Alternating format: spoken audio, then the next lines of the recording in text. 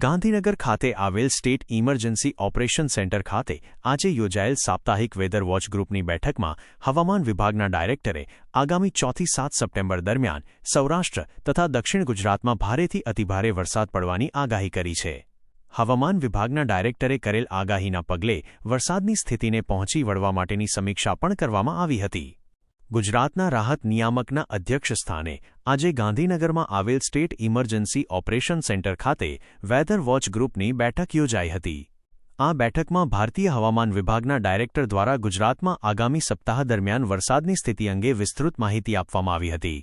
હવામાન વિભાગના દ્વારા આગામી સપ્તાહ દરમિયાન રાજ્યના કેટલાક વિસ્તારમાં હળવાથી મધ્યમ વરસાદ તથા આગામી તા. 4થી 7 સપ્ટેમ્બર દરમિયાન સૌરાષ્ટ્ર તથા દક્ષિણ ગુજરાતના મોટાભાગના જિલ્લાઓમાં ભારેથી અતિભારે વરસાદની આગાહી કરવામાં આવી છે. સિંચાઈ વિભાગના અધિકારી દ્વારા રિજિયન વાઇઝ ડેમમાં પાણીના સ્ટોરેજની સ્થિતિ અંગે વિસ્તૃત માહિતી આપવામાં આવી હતી.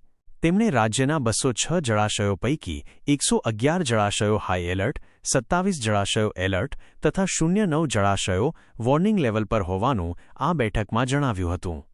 આ ઉપરાંત સરદાર સરોવર નર્મદા નિગમના અધિકારી દ્વારા સરદાર સરોવર સ્ટોરેજ વિશે પણ માહિતી આપવામાં આવી હતી.